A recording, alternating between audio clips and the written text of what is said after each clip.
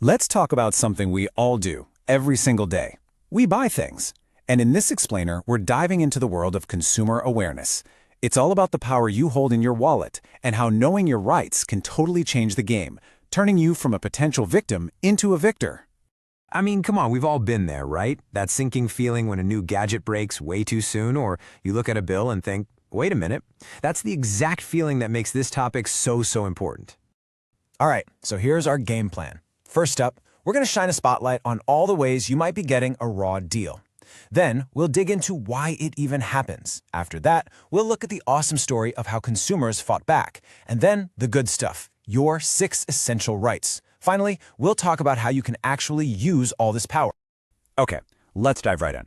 How exactly are we, as consumers, getting taken advantage of? Because, seeing the trap is the absolute first step to not falling into it. And wow, look at this list. The traps are everywhere. We're talking about getting less than what you paid for, buying shoddy goods, or even getting sold total fakes, unsafe gadgets, inflated prices, terrible customer service. But look at that last one on the list, adulteration. That one might just be the scariest of them all. So let's be super clear about what this means. Food adulteration is not some kind of accident. It's when someone deliberately messes with our food, mixing in cheaper or even harmful stuff just to make an extra buck. Think stones in your rice or, well, worse. And the results? They can be absolutely devastating. This isn't just about getting a little stomachache. The source material is chilling. Some of these substances are so poisonous they can cause paralysis or even be fatal. So yeah, this is no small problem. It's a massive public health issue. We're talking direct links between adulterated food and serious diseases, from cancer to really bad food poisoning. It's a fundamental threat to the safety of what we eat every day. Okay, so we've seen the what, but now for the big question. Why? Why does this kind of thing happen so often? Well, it turns out the system itself can sometimes be stacked against us. It really just boils down to a few key issues. A big one is a lack of information. If you don't know what you're buying, how can you make a good choice? Then you've got limited competition. If one company controls everything, they can charge whatever they want. And of course, we're all swimming in this ocean of advertising that makes it really tough to know what's real and what's just hype. And this quote, it just perfectly sums up the old school thinking. The attitude was pretty much buyer beware. The whole burden was on you, the consumer, to protect yourself. But let's be honest, in today's crazy, complex market, that's just not a fair fight. But thankfully, things started to change. People realized the consumers needed protection, a shield, and that's how the global consumer movement was born. The whole thing really kicked off in America back in 1962, when 4 basic consumer rights were declared. That lit a fire that spread around the world. Activists like Ralph Nader became heroes, and now we celebrate World Consumer Rights Day on March 15th. The UN got on board in '85, and for India, the huge game changer was the Consumer Protection Act, or COPRA, passed in 1986.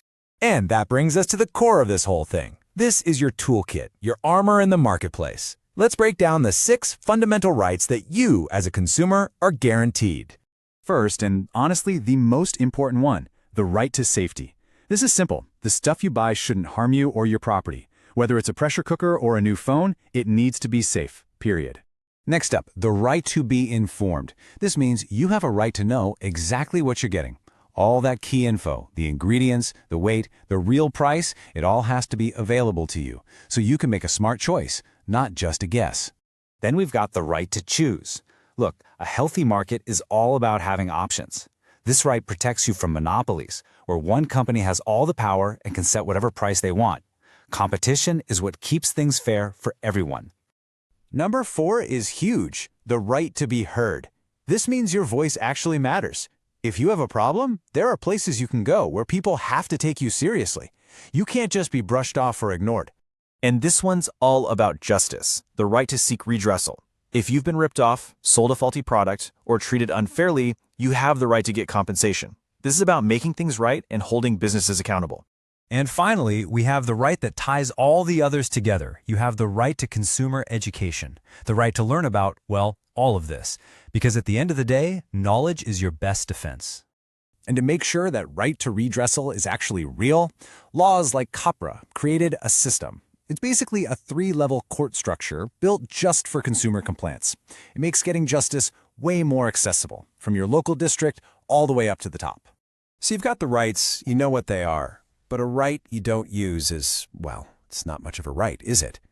So this last part is all about what you can do, your active role in all of this. The real takeaway here is that we have to be proactive.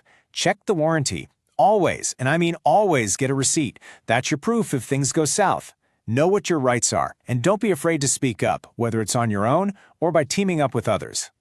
And hey, here's a super practical tool for you. Think of these marks as a quality cheat sheet.